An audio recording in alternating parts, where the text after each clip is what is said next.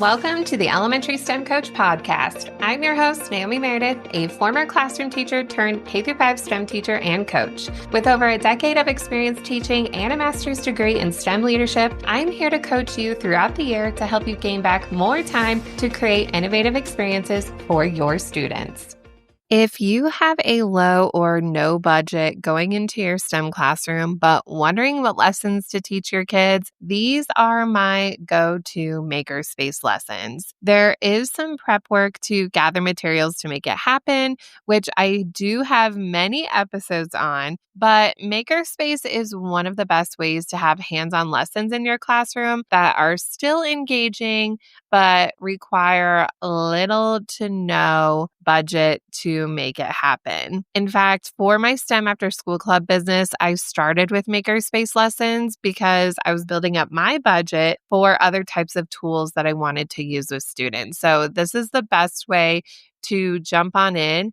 And it's also great for kids, whether you do have a budget. It's really good for kids to see how materials that are typically thrown away are used in a new light and having them think creatively. I would do this as a kid. I mean, think about when you were a kid. Were you creating with cardboard and things that were from the kitchen, those types of things? It really is a whole area that is so important for kids to be creating with those types of recycled materials. So definitely recommend whether you do have a budget or not. I'll be sharing a part from episode 150 where I share my top 3 favorite themes when teaching Makerspace to students in K-5. These are units where every grade level has their own lesson to jump into.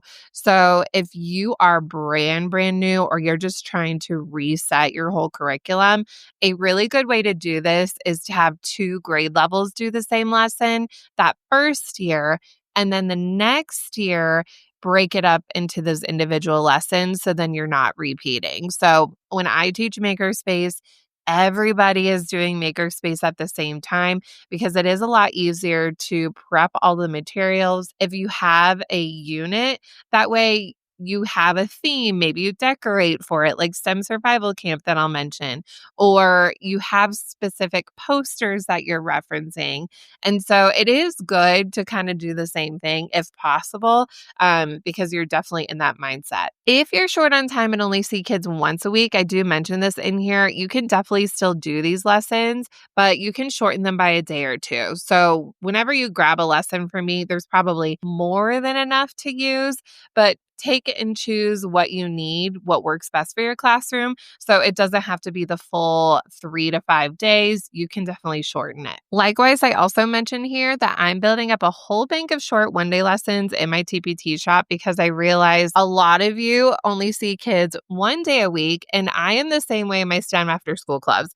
I teach every single day in the schools, and it's about 45 minutes when we get into it, and we're able to get a full Makerspace lesson done. So keep an eye on that. I will link that below, but I don't post anything that I know doesn't work with kids. So that is a growing collection. I've tested so many things. Some things are really not great that I won't share with you, but all these lessons and units I'm talking about in here, I'm going to make sure to include those in the show notes so that they're clickable and will save you time and check it out because it is a lot of work planning for multiple grade levels. So let's jump into this episode about these Makerspace units that you can use in your STEM classroom so that you can start collecting materials year round. I do have episodes about that, but just so you are ready and can rock those lessons. If you're wondering about what kinds of lessons you should be teaching, then I have some ideas for you, and they are all standards aligned and things that my students have absolutely loved. I'm just going to give you a snapshot of all of these, and most of them have a podcast episode where I go more into depth about every single lesson I teach for all the grades. So make sure to check that out. And again, I have that playlist for you where those lessons are in there as well. One of the most fan favorites from my students, and also a lot of you out there have actually written to me and say that you and your students really loved it, is STEM Survival Camp. And so all of the challenges utilize things in nature and a little bit of Makerspace supplies to help solve different situations as if they were surviving in the wilderness and what inventions they could create to help solve their problems. So this one is super fun. This one's really great for the beginning of the school year and also the end of the school year or any summer camps that you have coming up. I'm actually going to be teaching some summer camps coming up here in my community, and STEM Survival Camp is one of the units that I'm actually going to be teaching. And so that one is a really fun one. If you listen to episode 4, I tell you all about it. Another hidden treasure, which this one is really fun too, and I feel like it's a little bit more unknown of my lessons, but once you do them, you're going to be obsessed. And this one is Earth's engineers. So students are taking on different roles, different types of engineers, and different building challenges to help take care of the Earth or understand Earth's processes. One of the most popular ones is the Rube Goldberg ecosystems, where they have to show the chain reaction in that ecosystem. And that one was really, really fun. And it was cool that kids got to learn what a Rube Goldberg machine was.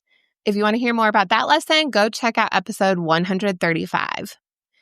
Another unit that was so funny, I actually did this at the end of a school year and tested it out the last month of school. And most teachers wouldn't do that, but I was crazy enough and I wanted to try it. And this is another theme called STEM Amusement Park.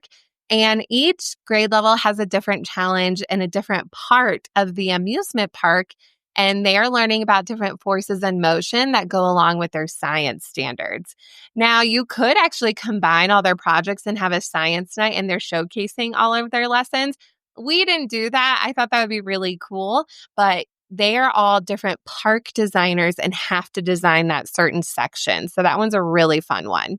And if you don't have a lot of time for these types of challenges, but you still want to implement Makerspace, I do have some one-day challenges that work really well if you have one day with the kids. You need something a little bit more guided and you want to make those connections, or maybe you're doing STEM after school clubs. These are actually the units that I'm going to be teaching coming up. And I have more actually sitting in my Google Drive I've never posted. And so I'm going to be teaching these, and then those are going to be coming out more and more in my TPT shop as I teach them and add some changes. And there are some things I know I want to put in these lessons, but these have all the one-day challenges. I have all the supplies listed out and a little bit more guided, but still really fun. I hope these Makerspace units get your wheels turning on what the possibilities can be in your classroom. Make sure to check out the links in the show notes below to learn about each of these individual units so you don't have to feel overwhelmed planning a thematic unit that you can carry on year after year with your kids, but they all have a different lesson to dive into.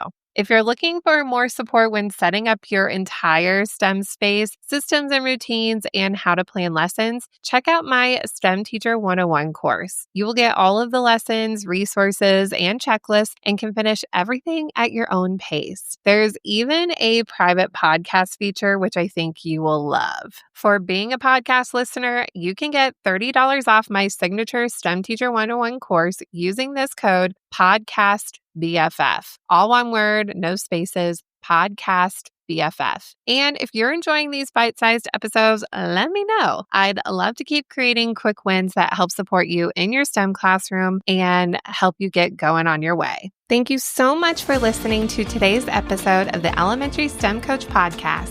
I would love to connect with you over on Instagram at Naomi Meredith _ or send me an email to elementarystemcoachpodcast@gmail.com. Also, make sure to check out my website, naomimeredith.com, to see all the show notes from today's episode and shop my K-5 STEM resources. Any questions you have, needs for resources, or ideas for episodes, get in touch. I'll talk to you soon.